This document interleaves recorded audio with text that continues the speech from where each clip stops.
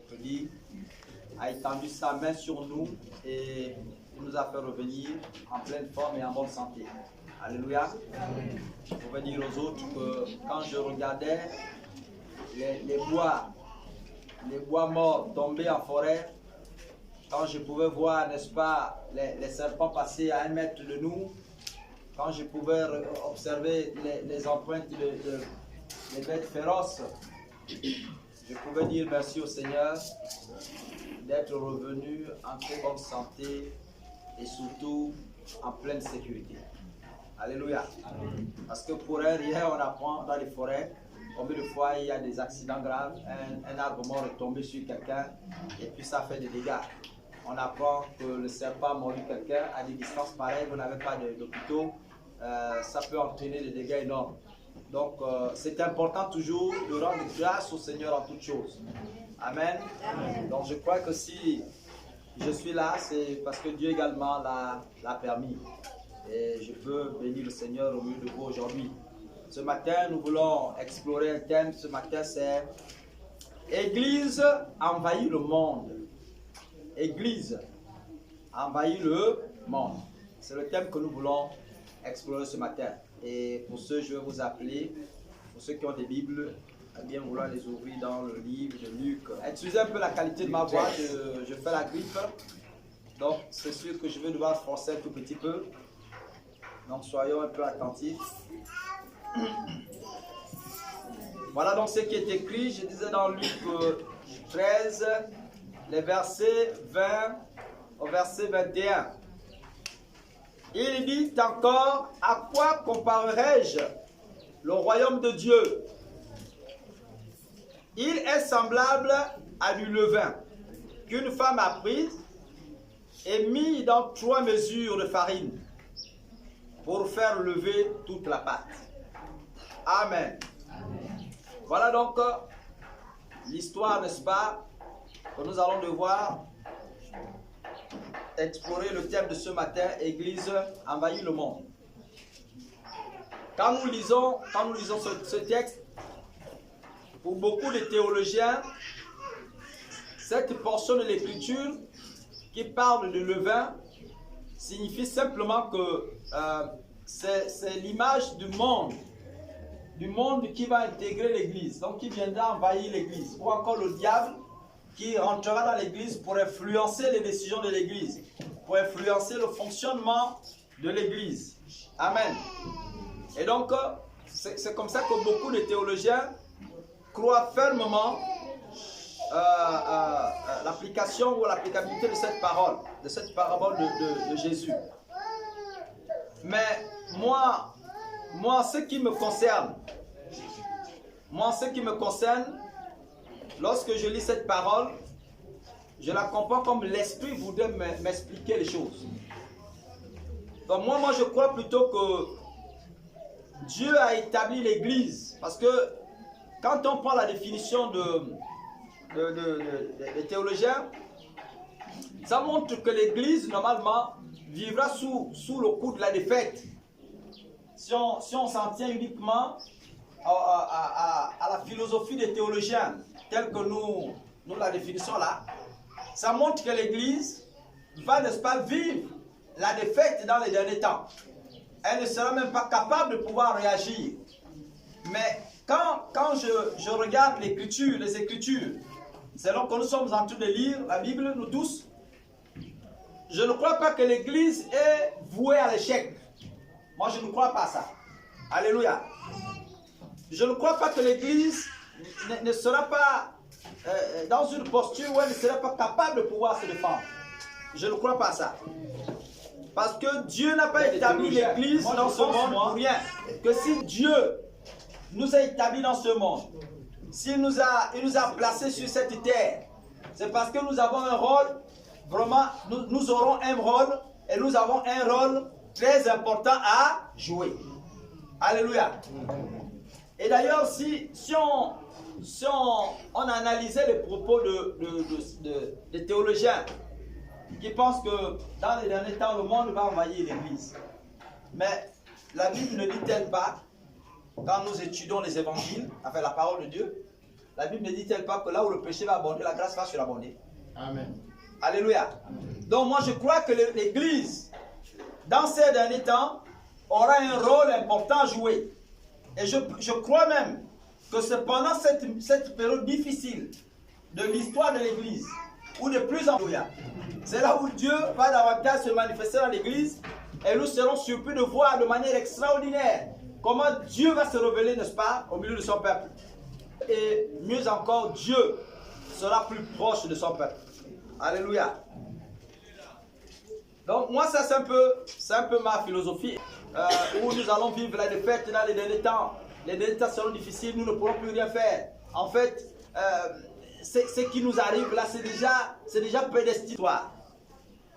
Quand nous regardons toute l'histoire de l'Église, nous ne sommes pas appelés les survivants des spirituels. Nous ne sommes pas appelés des survivants spirituels. C'est-à-dire des gens qui vont entendre que le diable s'attaque à eux pour pouvoir défendre. Ça, ce n'est pas le rôle que l'Église a. Alléluia. Donc nous ne sommes pas des survivants surnaturels ou spirituels. Vous arrivez comme ça, comme les autres sont fait le naufrage. Alléluia. Dieu a déjà prévu pour nous le sauvetage avant. Souvenez-vous que lorsque le diable va se mettre à corrompre Adam et Ève, quand Dieu arrive, il va prononcer une prophétie. Après avoir appelé Adam et Ève, il dit: où êtes-vous? Nous sommes là, nous sommes cachés. Pourquoi vous êtes cachés? Parce que nous sommes nus. Mais qui vous a dit que vous étiez nus? Il dit: mais Adam dit: mais la femme que tu as mis là, elle m'a donné. Et la femme me dit: ah, c'est le serpent qui m'a permis de goûter. C'est comme ça que j'ai donné ça à ton fils.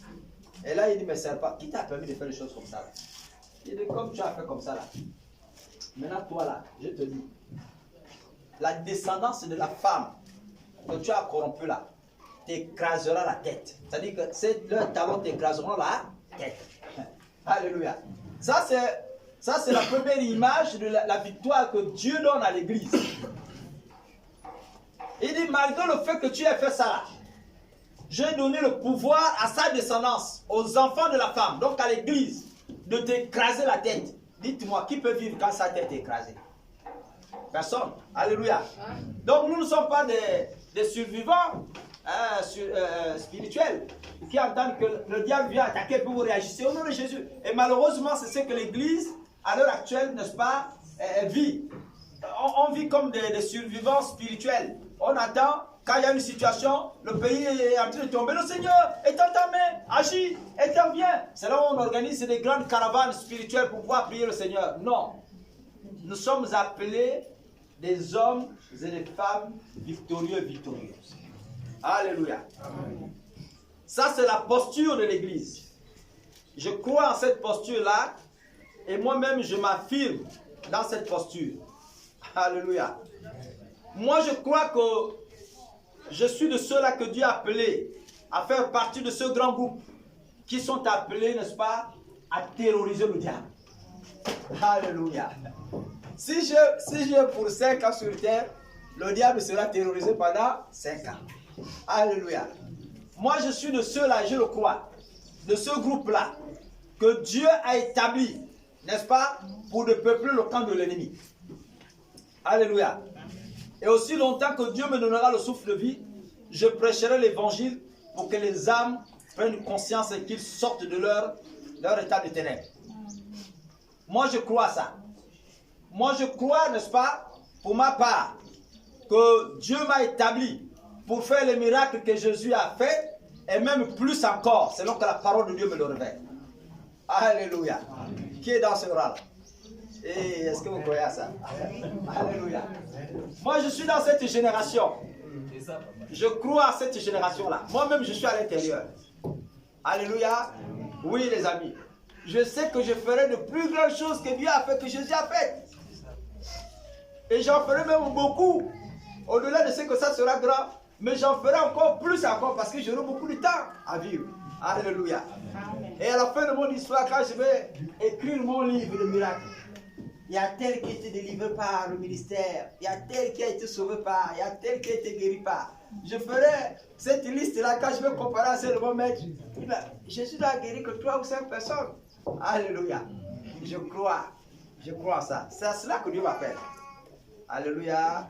Amen. Donc l'église, n'est-ce pas, nous ne sommes pas là à vivre le second rôle ou encore à vivre, n'est-ce pas, la défaite. Si j'avais un nom à vous donner ce matin, je vous appellerai tous, n'est-ce pas, les victorieux. Amen. Alléluia. Amen. Si Dieu me donne le pouvoir de vous nommer ce matin, je vous appellerai tous les victorieux. Amen. Parce que c'est à cela que Dieu vous appelle.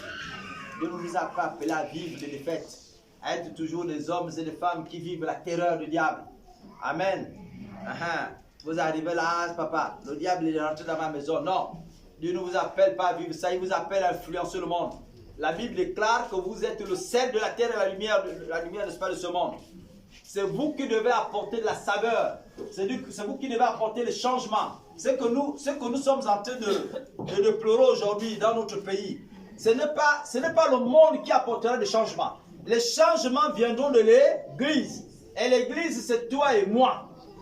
Alléluia. N'entendez pas que le diable opère des changements, c'est faux. Je suis en train de vous dire que dans le monde des ténèbres, les esprits qui se trouvent, que ce soit à Boumango, vers chez moi là-bas, que ce soit du côté de Bakumba, que ce soit du côté de Lekoni, que ce soit du côté de Onga, ces esprits-là travaillent pour que vous n'ayez pas de route goudronnée. Vous comprenez ça? Eux, ils ont leurs avions spirituels. Ils peuvent voyager à tout moment. Donc, ils vous empêchent, vous aussi, de pouvoir vous déplacer. Je disais aux autres, j'ai dit, la philosophie, dans le monde du commerce, c'est que là où tu manges, tu ne dis pas à l'autre là où tu manges. C'est-à-dire, si la petite place que tu as trouvée là, les broches passent bien, tu ne diras pas à l'autre, ah papa, ici là, ça paye. Tu diras toujours, bon, c'est un peu, hein, ça marche, ah, tu viens un peu. Vous comprenez? Ça, c'est la philosophie du commerce. Donc, eux là, et ils s'envolent déjà, ils voyagent déjà. Il peut partir d'ici là, Mandala, il part d'ici là, il a Bakoumba, il part. Donc, pour lui, ça ne pose pas un problème. Il peut rallier Franceville ou le Haut-Togo, aller Naps de temps parce qu'il a ses avions spirituels. Il fait ça comme il veut. Mais toi, il va t'interdire d'arriver là-bas. Parce que pour lui, tu n'as pas intérêt à pouvoir arriver là où lui il arrive. C'est exactement comme ça qu'il travaille.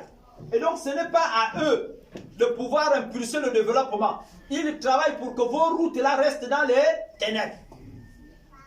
Ça, c'est leur mission. Mais c'est à vous l'église. C'est-à-dire, toi qui es Donga, quand tu arrives, c'est là que tu dois commencer par intercéder. Et la Bible dit que toi là, Dieu a fait de toi le sel de la terre et la lumière au niveau d'Onga. Est-ce que vous comprenez ça? Donc quand tu arrives là, tu intercèdes, les esprits là vont commencer par lâcher prise. Alléluia. Ils vont commencer par libérer, n'est-ce pas, là où ils ont lié Onga. Et ils vont même fuir Onga. Ils vont aller dire aux autres qui sont à Boumango, là-bas il y a un type qui est arrivé là-bas, il s'appelle tel, il est méchant, il est mauvais. Le gars là nous a chassés, on n'arrive plus à travailler après. Est-ce que vous comprenez? Ça là, c'est ce à quoi Dieu vous appelle. Quand il dit que là où foulera la plante de ton pied, te le donne en héritage, c'est ce à quoi Dieu t'appelle. Dieu t'appelle à être le transformateur de cette nation. Dieu t'appelle à être le transformateur de ton village, de ton quartier. Si vous avez un grand sorcier dans le quartier, quand le gars fait de sortie, il veut se balader la nuit, il va te croiser. Tu deviens comme un paratonnerre spirituel. Dès qu'il veut, tac, sur lui. Mais l'enfant avec moi, c'est quoi? Il a quel problème? Et il va commencer par te faire tous les problèmes du monde. Vous avec votre sorcellerie là, c'est pas moi que vous allez embêter ici. Vous là. Je vous disais ici une fois, c'est que j'ai vécu à Libreville où on a dû nous chasser d'un loyer d'une maison. C'est une femme qui, je la vois la nuit, elle est en train de sortir la salle, elle m'a venu attraper les jumeaux de mon grand frère qui étaient là. Donc elle veut les attraper et puis les amener. Et puis moi j'étais là en train de défendre sur le plan spirituel, en train de défendre les enfants. Et quand je me lève, dès que je me lève la nuit, les deux enfants sont en train de, parce qu'on dormait ensemble, à ma droite, l'autre à gauche. Donc les deux enfants sont en train de gesticuler, ils sont en train, les enfants, ils ont quel problème? Et puis pendant que je prie, après prier, dès que j'ai fini de dire Amen, un des enfants à droite se lève, il m'attrape. L'autre se lève à gauche, il m'attrape. Les deux me serrent. Je te sais. Et puis après, je les calme pour dormir. Mais je venais de voir n'est-ce pas, que le combat là, il était réel. Et le matin, la femme là a commencé son tralala. Toi qui es venu avec ton Djobi là, dans le Haut-Togo pour venir, même lui, elle appelle ça le Djobi. Elle ne sait pas que l'esprit là est plus fort que l'esprit Djobi. Alléluia. Comme elle a tenté les gens qui sont dans le Djobi, elle a pu quand même le vaincre. Mais là, elle essaie, elle voit qu'il y a un nouveau Djobi qui vient d'arriver. Ça, c'est un nouveau Djobi. Comment elle appelle son Djobi là? Toi là qui es venu dans le Haut-Togo, ça a fait des problèmes au point où elle est venue m'attraper. Et je lui dis, maman, tu et moi, on a quel problème? Tu es venu avec ta sorcellerie là ici. C'est pas ici là. Vous devez partir.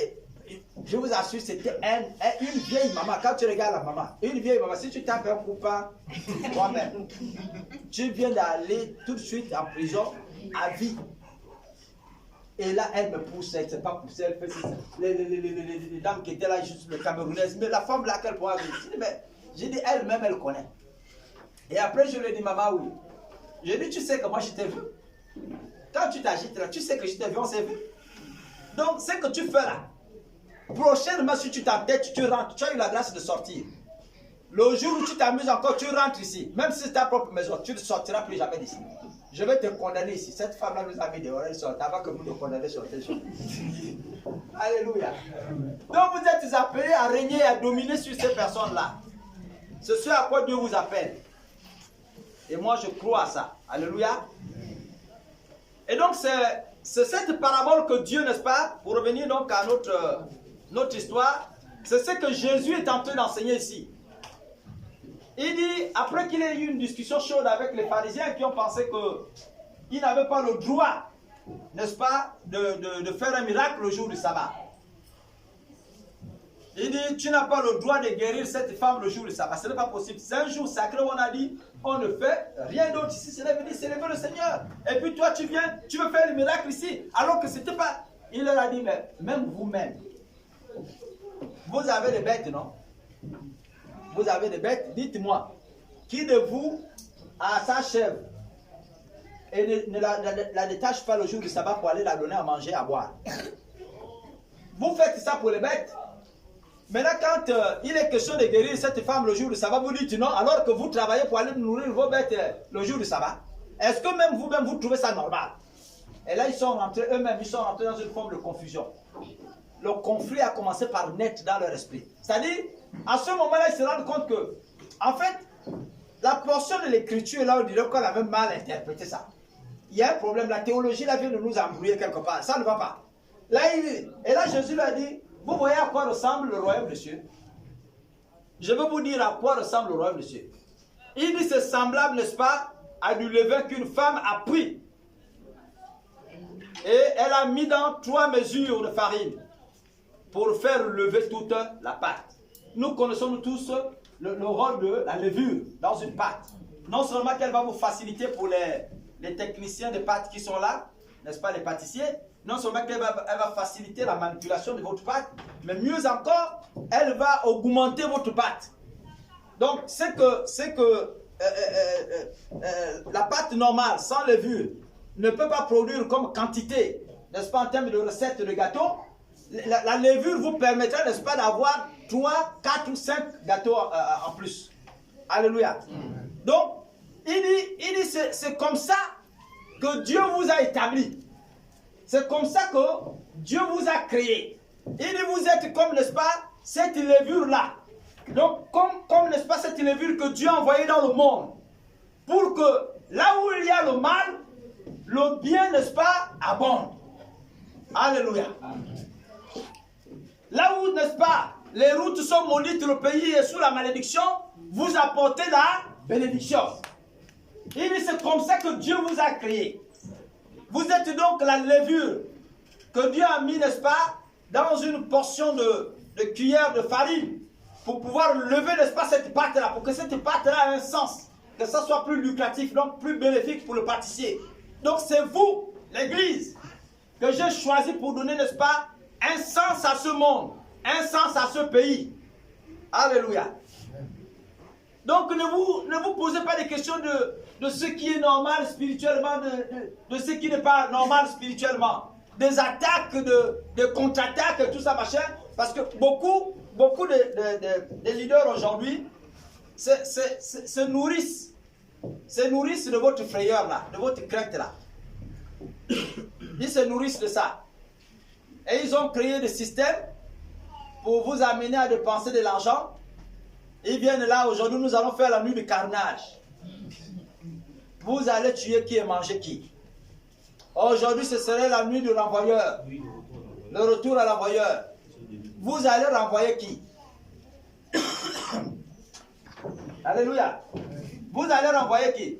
La Bible dit qu'à l'origine, Dieu vous a déjà donné le pouvoir d'écraser la tête du serpent. Donc en fait, celui que vous voulez renvoyer là, il est déjà mort. Comment vous voulez renvoyer celui qui est déjà renvoyé? Ça a quel sens?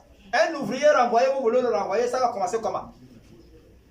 C'est là où vous comprenez, certains ouvriers bastonner les chefs dans les quartiers. Tu m'as déjà renvoyé là-bas, tu viens ici là. Écoute, si tu continues à blaguer encore, il te dit, bah, attends, tu vas voir. C'est à ce moment-là où il te bastonne. Donc, les rencontres que vous allez chercher là, c'est seulement, vous allez seulement remplir le corps des démons. Parce qu'en réalité, Dieu vous a déjà blanchi, vous a déjà établi comme étant des leaders. Comme étant des puissances sur cette terre. Mais vous allez encore chercher des puissances là où il n'y en a pas. Quand en vous, il y a déjà la puissance. La Bible dit qu'en Christ, Dieu a, n'est-ce pas, en Christ, nous avons toute la domination de Dieu. Quand on lit le Colossiens, il dit dans Christ, nous avons déjà toute la domination de Dieu. C'est-à-dire que tout le pouvoir de Dieu est déjà en vous. Alléluia. Amen. Tout le pouvoir de Dieu est déjà en vous. Toute la puissance de Dieu est déjà en vous. Et vous allez pour chercher les nuits de carnage. Vous allez pour chercher les nuits des renvois ou des retours à l'envoyeur. Tu vas renvoyer qui? Lui que tu renvoies là, il est déjà renvoyé. Il s'en fiche du renvoi. Donc quand tu lui dis je te renvoie là, il comprend que tu es en train de lui dire viens. C'est à ce moment-là, il vient, il ne parle plus. Il est déjà renvoyé, tu l'envoies encore où? Alléluia. Et il n'y a qu'à voir la qualité de membres même qu'il y a dans ces églises-là. Vous allez voir que c'est des gens qui sont comme Djouma, comme des fous comme ça là. Mais je vous dis, si vous observez bien la qualité des membres de ces différentes églises-là, comme par là, retour à l'envoyeur, les souffreurs ou arrêter de souffrir. Allez, regardez la qualité des membres, vous allez voir que ce n'est pas loin d'être des fous, c'est des demi-fous. Parce que vous renvoyez quelqu'un qui est déjà renvoyé. Donc lui, comme il comprend bien que celui-là, c'est un ignorant. Et la Bible dit, mon peuple périt faute de connaissance. Comme il sait que tu es ignorant, il va se nourrir de ton ignorance. À ce moment-là, il va venir rentrer. Il dit, tu me renvoies, oui, attends, je vais bien rentrer, comme ça, tu vas bien me renvoyer. Et tous les jours, tu feras des cauchemars où tu vas le renvoyer tous les jours. Tu vois le serpent, je te renvoie, il est toujours là, le serpent ne parle pas. Et je te casse, il est toujours là, tu le vois entier. Je te brise, il n'est jamais coupé. Tu le verras tous les jours. Parce que tu n'as pas compris que Christ en toi, c'est le royaume de Dieu, toute la puissance du royaume de Dieu qui est en toi. Et donc, tu n'as plus besoin d'aller pour chercher des méthodes pour être puissant ou pour être hyper puissant. Alléluia. C'est ce que Jésus est en train de transmettre ici. Il dit, voilà à quoi vous ressemblez. Vous ressemblez, n'est-ce pas, à des hommes que Dieu a donné toute sa puissance. Pour que partout où vous irez, lorsque l'on vous voit, vous reflétez cette puissance-là. Vous soyez bénéfique, n'est-ce pas, pour ce monde. Pour que vous soyez bénéfique, n'est-ce pas, pour les populations qui vous entourent. Partout où vous passerez, Dieu vous a déjà donné la puissance. Il est juste question de l'exercer. Alléluia. Vous n'êtes plus là à subir le monde. Mais c'est le monde qui devrait vous subir. Le monde, peu importe ce qu'ils sont appelés à vous subir. Alléluia. Ils sont appelés à vous subir.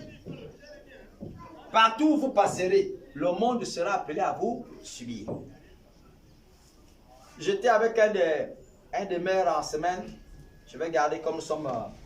Alléluia. Mais il me disait, mais en fait, je ne comprends pas. Mais c'est vrai que pourquoi tu ne parles pas au conseil? J'ai dit, mais parce que j'ai dit, je ne rentre pas. Il dit, mais papa, mais même là, on a plus le débat là-bas. Le débat n'existe plus. Alléluia. Il dit, là-bas, là, on n'a plus le débat.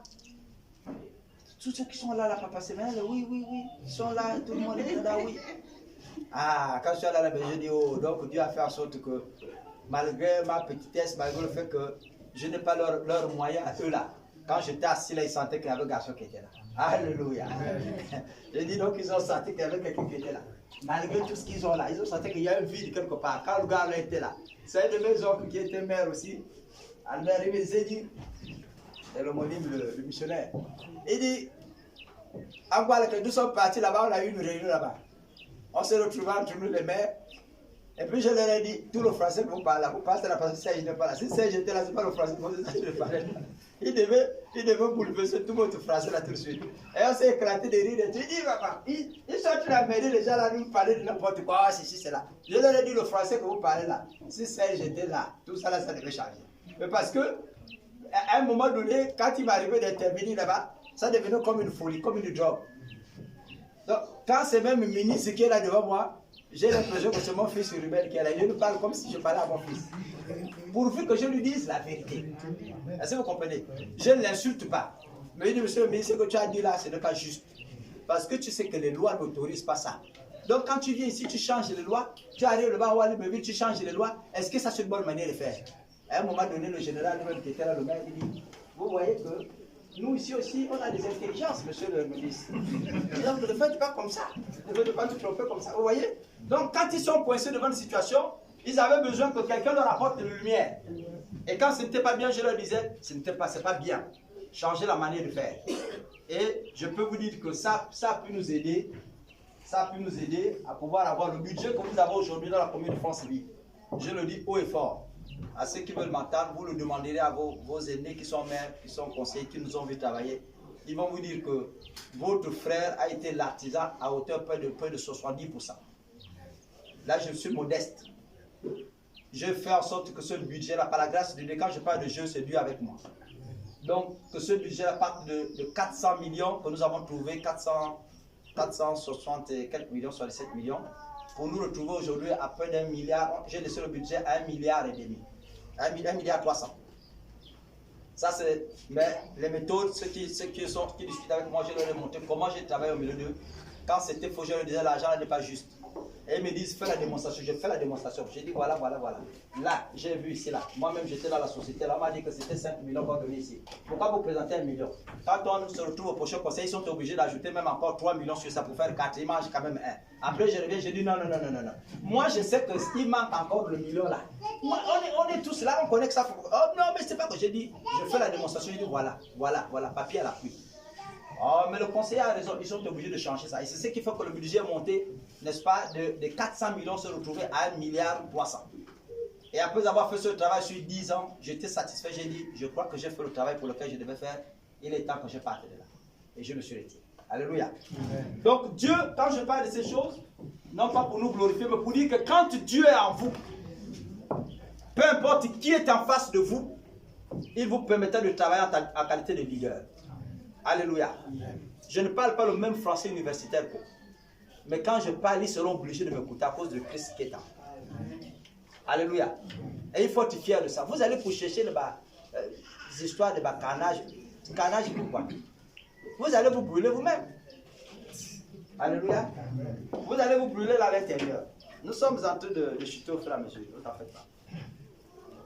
Donc Dieu ne t'a pas placé dans une famille tel qu'il t'a appelé à être chrétien, peut-être le seul chrétien dans une famille de 10 personnes comme par hasard. Si Dieu t'a appelé à être chrétien dans cette famille de 10, c'est que tu as un rôle particulier à jouer là-dedans.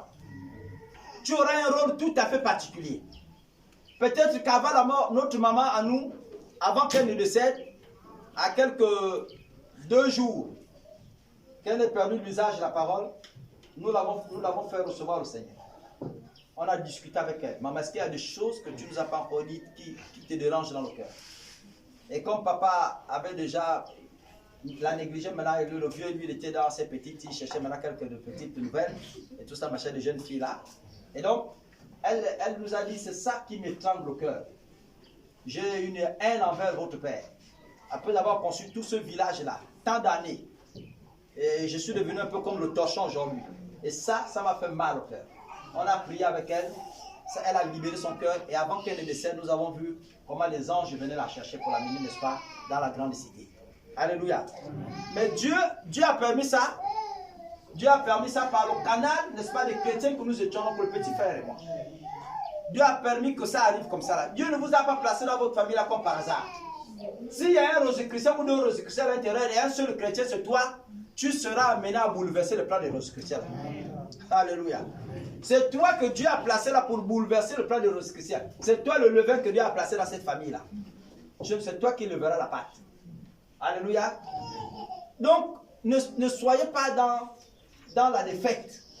Ne soyez pas dans le comportement où vous êtes toujours dans les craintes. Ah, les hommes là sont encore venus. Ah, bientôt il va arriver là, il y aura le sacrifice. Dieu vous a donné le pouvoir d'annuler ces sacrifices-là avant même que ça n'ait lieu. Est-ce que vous savez ça? Notre rôle à nous, c'est que dès qu'on arrive seulement là, vous arrivez là où ils sont, tous leurs plans se gaspillent. Tous leurs plans se gaspillent. Dès qu'ils savent que vous êtes chrétien seulement, dès que vous arrivez là où ils sont, leurs plans vont se gaspiller, vont vous chasser. Même celui qui allait te donner l'argent, ne sois pas surpris, il ne te donnera pas l'argent. Parce que son argent qu'il allait chercher loin dans le cimetière, là, ça là, s'il te donne ça là, tu vas tout gaspiller. Alléluia. Ça là, tu vas gaspiller. Moi, j'ai un des anciens ministres que je sais qui est multimilliardaire, qui m'appelle d'ici Franceville, et il veut me remettre de l'argent. Pas moins de 20 millions. C'est lui qui m'appelle. Il dit, papa, oui, écoute, notre histoire a trop duré, il faut que tu montes. On avait un projet. Il me demande d'élaborer un projet, puis monter. Il dit, il faut que tu montes, hein, parce que le projet a trop duré. Viens me croiser sur Libreville. J'arrive, je le croise sur Libreville. C'est là que je prophétise sur la mort du défunt président Bongo. C'était à cette période. Et donc, après avoir croisé le monsieur, il me balade là, bon, papa, tu sais. Et la nuit avant que je n'aille le rencontrer, je fais un rêve où il y a un grand conflit, une grande bagarre qui s'opère entre un monsieur et moi. Lui, il me tend l'enveloppe. Le monsieur là, il est tout en noir. Il récupère l'enveloppe, discussion. Et le monsieur arrive à arracher l'enveloppe. Il dit, ne lui donne pas l'argent là. Je dis, comment? Mais c'est son argent, donne-lui l'argent. Il dit, non, je ne donne pas. Il est resté catégorique et il a gardé l'enveloppe là. Quand je me suis levé, j'ai d'abord cassé, j'ai brisé ça, j'ai fait tout. L'argent là n'est jamais arrivé. C'est-à-dire, on a même forcé l'arrivée de cet agent ici. Il est parti de Libreville avec le corps du défunt Omar Bongo. C'est lui qui avait convoqué le corps de Omar Bongo. Il est parti dans l'avion là. Il est arrivé chez moi, il s'est arrêté, il a garé là. Il s'est arrêté, il a appelé moi Serge. L'enveloppe était avec lui. Je suis en brousse. Mon père vient crier, je t'ai dit, laisse les histoires de la brousse là. Tu vas tout rater, papa. Laisse ça. Moi-même, j'ai raté la brousse. Je t'avais dit, laisse ça là.